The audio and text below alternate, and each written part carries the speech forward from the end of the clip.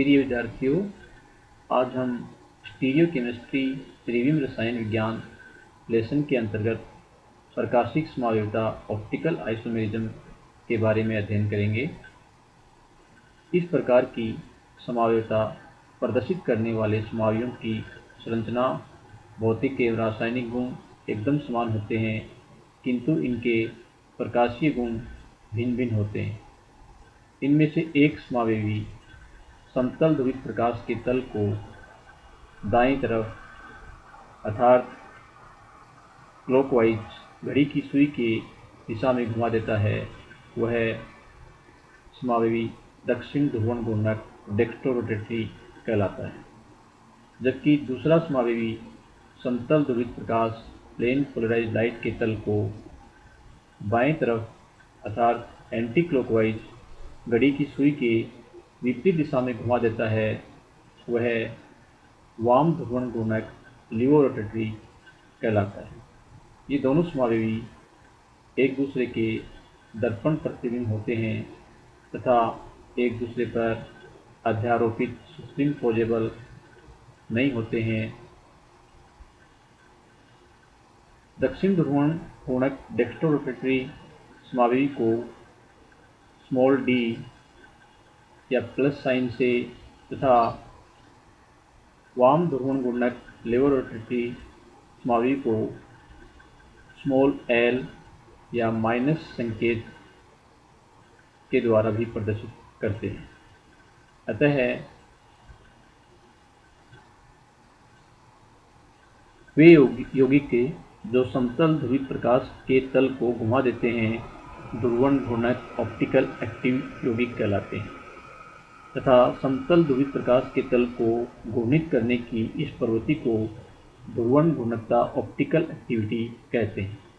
ऐसे अणु जो कि अपने दर्पण प्रतिबिंब मिरर इमेज पर अध्यारोपित नहीं किए जा सकते, वे ही ऑप्टिकल एक्टिव होते हैं और ऑप्टिकल एक्टिविटी प्रदर्शित करते हैं। यहाँ पर अभी हमने एक टर्म समतल ध्रुवित प्रकाश प्रयुक्त किया था, इसके अर्थ के बारे में हम यहाँ जानेंगे। समतल ध्रुवित प्रकाश प्लेन पोलराइज्ड लाइट। हम जानते हैं कि सामान्य प्रकाश में 7 वर्ण रंग होते हैं तथा प्रकाश विद्युत चुंबकीय तरंगों के रूप में गति करता है।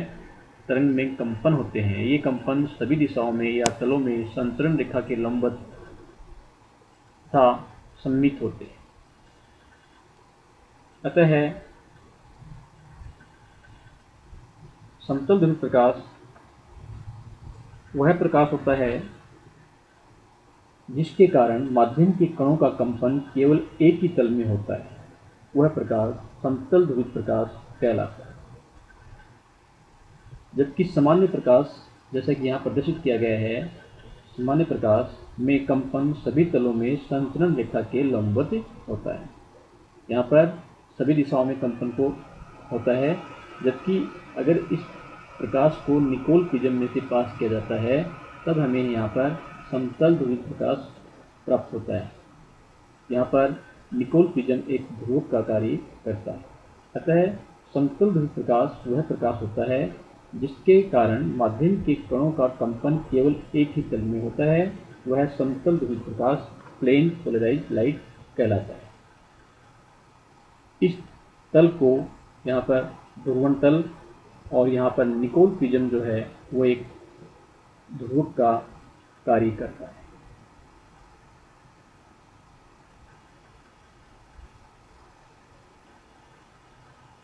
पीछे हमने यहाँ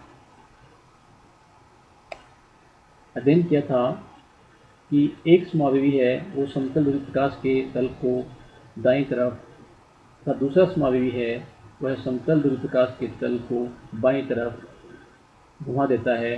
जैसे कि यहाँ प्रदर्शित किया गया है कि इस प्रकार के समतल ध्रुवित प्रकाश को किसी ध्रुवण घूर्णक ऑप्टिकल एक्टिव पदार्थ के विलयन में से प्रवाहित करते हैं, तो समतल ध्रुवित प्रकाश का तल दाईं ओर या बाईं ओर घूम जाता है।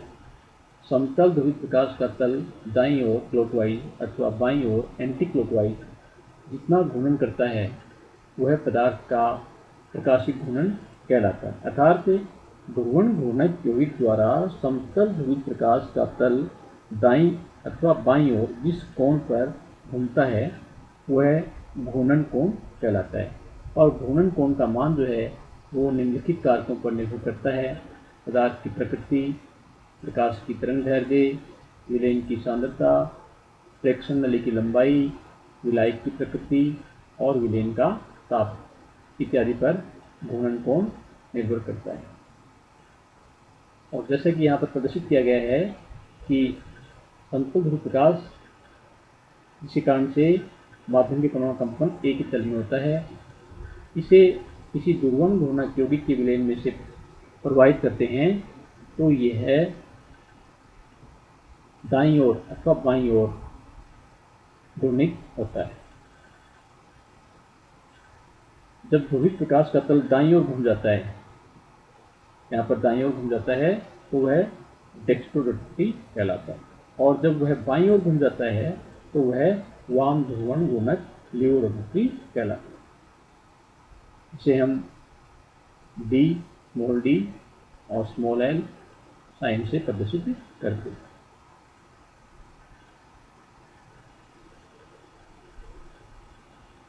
किसी यौगिक की घूर्णन शक्ति को विशिष्ट घूर्णन के रूप में व्यक्त किया जाता है, और यहाँ पर इसे हम निम्न समीकरण के द्वारा ज्ञात कर सकते हैं। विशिष्ट घूर्णन इक्वल टू प्रेक्षित घूर्णन कोण alpha upon L multiply C. यहाँ पर एल जो है वो डेसीमीटर में प्रकाश मार्ग की दूरी है और सी जो है वो सांद्रता है। किसी यौगिक के विशिष्ट घूर्णन को यौगिक के अणुभार से अगर मल्टीप्लाई कर दिया जाए तो प्राप्त मान जो है वो यौगिक का मॉलिक्यूलर रोटेशन आणविक घूर्णन कहलाता है। यदि सुक्रोज का विशिष्ट घूर्णन हम निम्न प्रकार से प्रदर्शित कर सकते हैं। यहाँ पर अल्फा डी और 20 मतलब 20 degree centigrade equal two plus 66.5।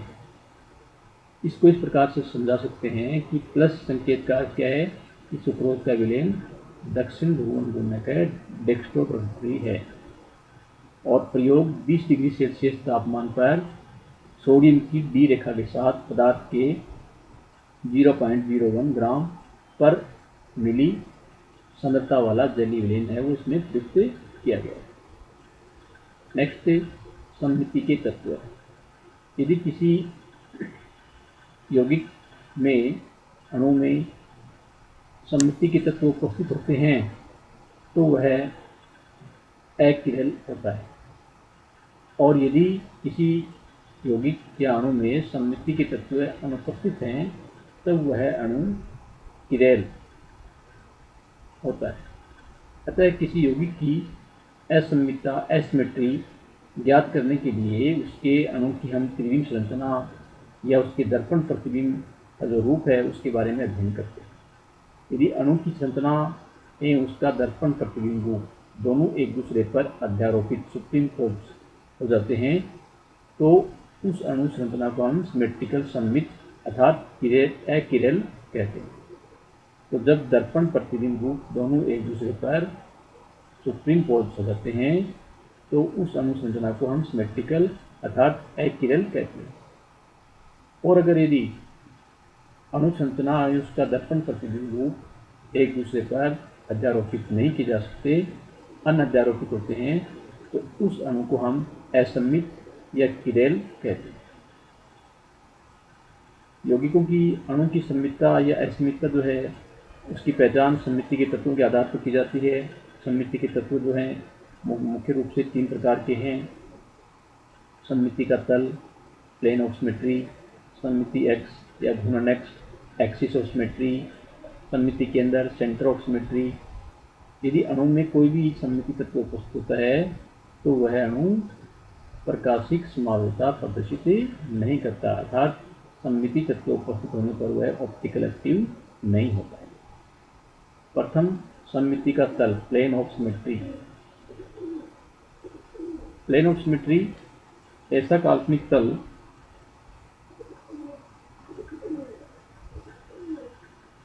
जिस तल से यदि उस वस्तु को द्विभाजित बाइसेक्ट किया जाए तो बने हुए दोनों भाग एक दूसरे के दर्पण प्रतिबिंब होंगे। अतः इस तल को हम दर्पण तल भी कहते हैं, मिरर प्लेन भी कहते हैं, और सममिति तल को सिग्मा साइन द्वारा निरूपित करते हैं। यहाँ पर सममिति के तल है जिसे हम दर्पण तल भी कहते हैं, दो प्रकार के हो सकते हैं, ऊर्ध्वाधर वर्टिकल सममिति तल एवं क्षैतिज सममिति तल हॉरिजॉन्टल सममिति तल। पहले ऊर्ध्वाधर सममिति तल वर्टिकल प्लेन ऑफ सिमेट्री। अंग्रेजी वर्णमाला का अक्षर ए और टी में ऊर्ध्वाधर सममिति तल है, जिससे इनको दो समान भाग में विभाजित किया जा सकता है। जैसे कि यहाँ प्रदर्शित किया गया है कि ए है, इसमें वर्टिकल सममिति तल उपस्थित है, यानी कि इसको इस तल के द्वारा दो समान भागों में विभाजित किया जा सकता है। इसी प्रकार से टी में भी ऊर्ध्वाधर सममिति तल उपस्थित होता है एवं टोपियोनिक अम्ल में भी ऊर्ध्वाधर सममिति तल उपस्थित है। सेकेंड, क्षैतिज सममिति तल हॉरिजॉन्टल प्लेन ऑफ सिमेट्री। जब किसी यौगिक अणु की संरचना को किसी काल्पनिक क्षैतिज तल से विभाजित करने के उपरांत उसके दो समान भाग प्राप्त होते हैं, तब यह क्षैतिज सममिति तल बनता है। जैसे यहाँ पर मीजोटार्ट्रिक एसिड है, इसमें क्षैतिज हॉरिजॉन्टल सममिति तल उपस्थित होता है। इस तरह से अगर इसको बाइसेक्ट किया जाता है, द्विभाजित किया जाता है, तो इसके दो एकदम समान भाग बन जाते हैं।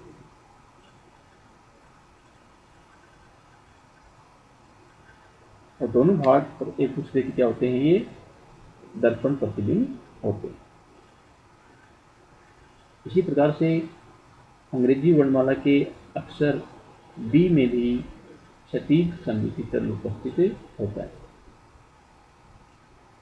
कार्बनिक अणु एथीन और बेंजीन में भी क्षैतिज सममिति तल उपस्थित होता है। ऐसी अणु संरचना जिसको किसी भी काल्पनिक सममिति तल से सर्व समान भागों में विभक्त कर सकते हैं, वह सभी अणु संरचनाएं अपने दर्पण प्रतिबिंब के ऊपर पूर्ण रूप से अध्यारोपित हो जाएंगी। अतः वह सभी यौगिक ऑप्टिकल इनेक्टिव होंगे। इसके विपरीत यदि अणु में कोई सममिति तल नहीं होता है, तो वह अपने दर्पण प्रतिबिंब पर पूर्ण रूप से अध्यारोपित नहीं हो सकता और वह अणु किरेल अणु कहलाएगा।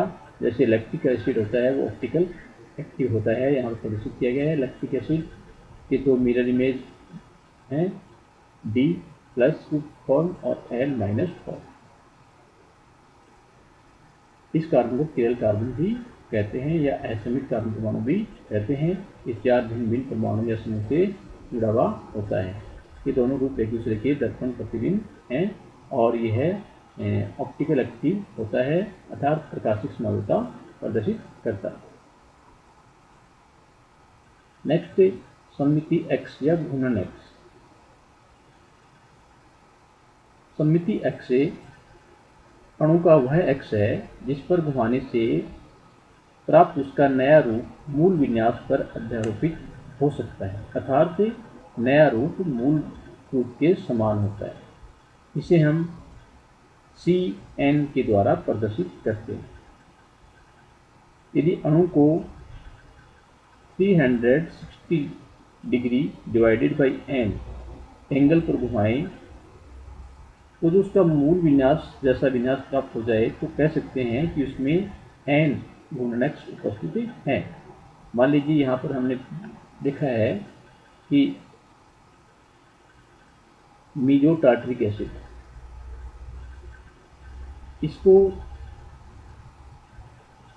360 डिवाइडेड बाई 2 यानी कि 180 डिग्री एंगल पर घूर्णन के पश्चात इसकी संरचना यहाँ पर सेकंड प्राप्त होती है, जिसके x के लंबवत दर्पण रखने पर, यहाँ पर इसके x के लंबवत मिरर रखने पर उसका दर्पण प्रतिबिंब संरचना यहाँ पर थर्ड है वो प्राप्त होती है।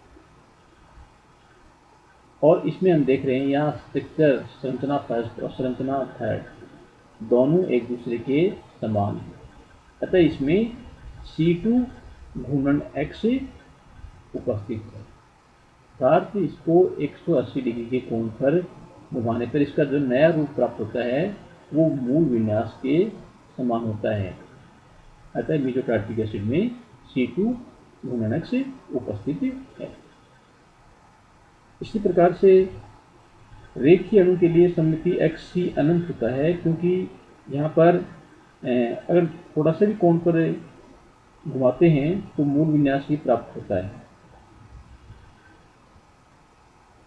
नेक्स्ट, सममिति के अंदर किसी पदार्थ अथवा अणु का सममिति के अंदर उसके बीचों बीच उपस्थित वह काल्पनिक बिंदु है जहाँ से यदि कोई सीधी रेखा खींची जाए तो उस बिंदु के दोनों ओर अर्थात आमने सामने वाले समान परमाणु समान दूरी पर उपस्थित होंगे, या हम इसे यूँ कह सकते हैं किसी अणु का वह केंद्र जिसके होकर जाने वाली रेखा के चारों ओर समान परमाणु समान दूरी पर उपस्थित होते हैं, सममिति केंद्र कहलाता है। इसे हम स्मॉल आई के द्वारा प्रदर्शित करते हैं। अंग्रेजी वर्णमाला का अक्षर एस जो है उसमें बीचों बीच में सममिति केंद्र उपस्थित होता है। इसी प्रकार से एथीन है, बेंजीन है, इन अणुओं में भी सममिति केंद्र पाया जाता है। जैसे एथीन के अंदर सममिति केंद्र है, बेंजीन में भी सममिति केंद्र उपस्थित है। अतः सममिति केंद्र सेंटर ऑफ सिमेट्री वह केंद्र होता है, उसके बीचों बीच उपस्थित वह काल्पनिक बिंदु है जहाँ से यदि कोई सीधी रेखा खींची जाए तो उस बिंदु के दोनों ओर आमने सामने वाले समान परमाणु समान दूरी पर स्थित होते हैं। अतः यदि किसी अणु में यौगिक में सममिति के तत्व उपस्थित होते हैं तो वह अणु प्रकाशिक समावेशिता ऑप्टिकल एक्टिविटी प्रदर्शित नहीं करता है, और यदि किसी अणु या यौगिक में सममिति के तत्व उपस्थित नहीं है तो वह अणु असममित होता है तथा प्रकाशिक समावेशिता ऑप्टिकल एक्टिविटी प्रदर्शित करता है। Thank you.